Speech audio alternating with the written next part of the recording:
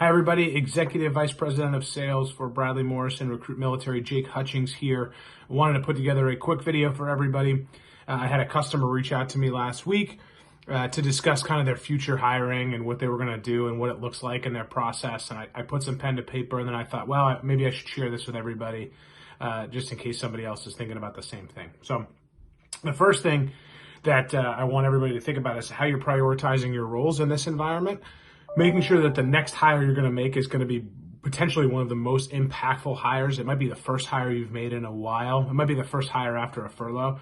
And as you're thinking about those roles, how does that role impact the organization, and is it the right thing? And as you're thinking about that, we want to make sure that we're backwards planning the recruiting process, right?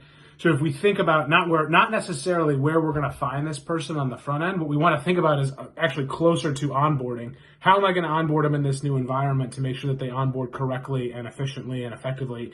You think about the training, just the company handbook. How are you going to do that if you can't shake that candidate's hand for a while? Okay, so we want to backwards plan from candidate coming on board, candidate site visit. Think about your process on February 28th. It doesn't mean your process has to completely change. If you did a panel interview, still do a panel interview. If you introduce that candidate to multiple department heads, introduce that candidate to multiple department heads. You just have to do it virtually.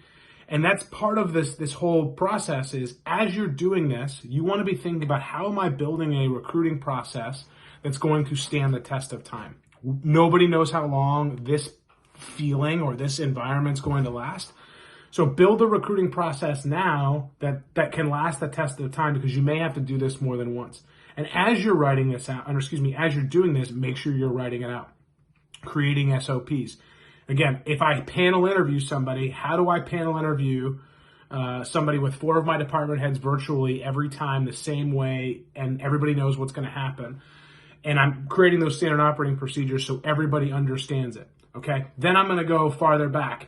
And I talk about the interview process, the screening process, all of those things. You have to apply that process, not just for human resources purposes, but for continuity purposes for your hiring managers and your recruiters. You have to apply that organization or that way to interview that position across the entire organization. So writing it down and then making sure your team adapts to it. Not just adapts, adopts it. Making sure that you're having that conversation with all of your hiring managers and all of your recruiters. This is how we do things. Here are the standard operating procedures, and we're going to run all the way up into onboarding.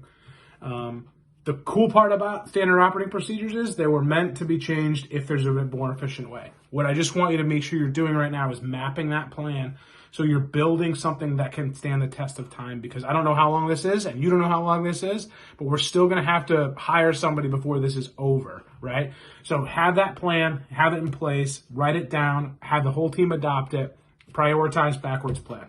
Thanks so much. Talk to you soon. Bye-bye.